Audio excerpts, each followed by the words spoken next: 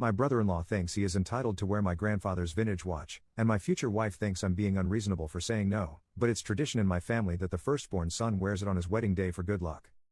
I, 30M, am engaged to Sarah, 29F, and our wedding is in 10 months. I have my grandfather's vintage watch, which he wore on his own wedding day. It's a family tradition that the firstborn son wears it on his wedding day for good luck.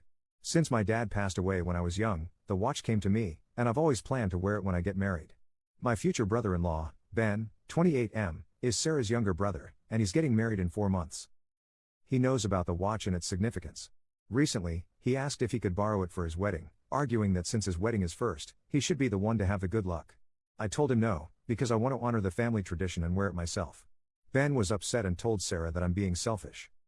Sarah is caught in the middle. She understands my attachment to the watch but also feels for her brother. Now, her parents are saying I should let Ben wear it first, as it's just a watch and traditions can be flexible. I really value this tradition and the memory of my grandfather. Am I being unreasonable by refusing to let Ben borrow the watch? Commenter. Not a jerk. Not Ben's family. Not Ben's watch. Not Ben's luck.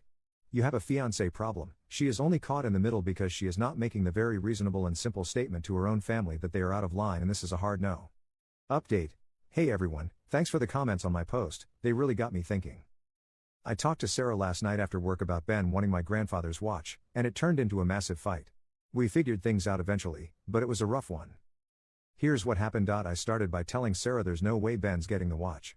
It's my grandfather's, worn on his wedding day, and the tradition is that the firstborn son wears it for good luck.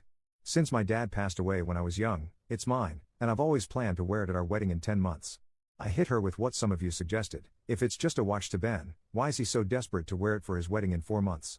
She got heated, saying Ben's freaking out about his wedding and thinks the good luck will make it perfect.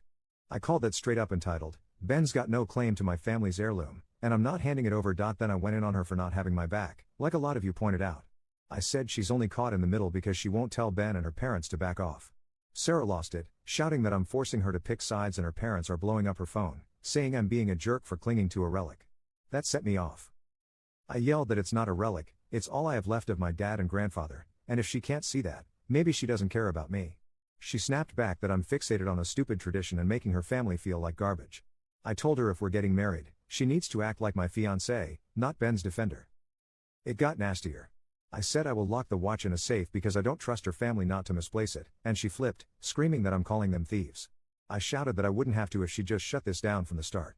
She started crying, saying I'm making her feel like a horrible fiancé, and I wasn't calm. I snapped that she's letting me down by siding with Ben. She grabbed her bag, said she's done with me for now, and stormed out to her friend's place. I was furious, thinking this might be more than just the watch. Late last night, Sarah called, still upset but calmer. She said she doesn't want this to ruin us. I admitted I got too worked up, but I stood by needing her support.